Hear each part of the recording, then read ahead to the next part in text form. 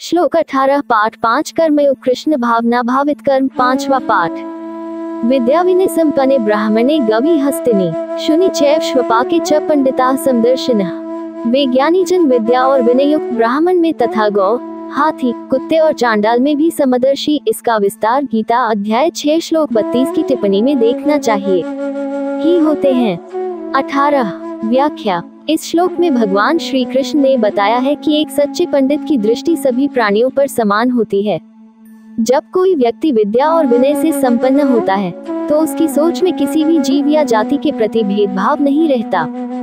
विद्या विनय संपन्न का अर्थ है कि व्यक्ति शिक्षा और विनय से संपन्न है।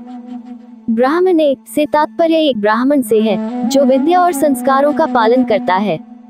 गवि से तात्पर्य गाय से है, हस्तिनी से हाथी से है, शुनि से कुत्ते से है और श्वपाके से एक नीच जाति के व्यक्ति से है। श्री कृष्ण का कहना है कि सच्चे पंडित ज्ञानी की दृष्टि में इन सभी जीवों की स्थिति में कोई अंतर नहीं होता। सभी प्राणियों को समान दृष्टि से देखा जाता है। ये श्लोक ये सिखाता है कि व्यक्ति को भौतिक रूप से विभाजित नहीं करना चाहिए और हर किसी के प्रति समान और निष्पक्ष दृष्टिकोण रखना चाहिए। श्लोक 19 पाठ 5 कर्मयोग कृष्ण भावना भावित कर्म 5वां पाठ।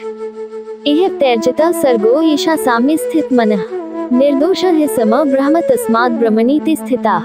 जिनका मन संभाव में स्थित है उनके द्वारा इस जीवित अवस्था में ही संपूर्ण संसार जीत लिया गया है, क्योंकि सच्चिदानंद घन परमात्मा निर्दोष और सम है, इससे वे सच्चिदानंद घन परमात्मा में ही स्थित हैं। 19 व्याख्या। इस श्लोक में भगवान कृष्ण कर्मयोग की महत्वपूर्णता को समझाते हैं। साम्य स्थित मन, इसका अर्थ है कि जिनका मन समता और संतुलन में स्थित है वे लोग जीवन की विषमताओं और भिन्नताओं को समान दृष्टि से देखते हैं। निर्दोष है सम ब्रह्म, ब्रह्म अर्थात परम सत्य या ईश्वर दोष रहित और समान है। ये ब्रह्म सब चीजों को समान रूप से देखता है, न कि किसी के प्रति भेदभाव करता है।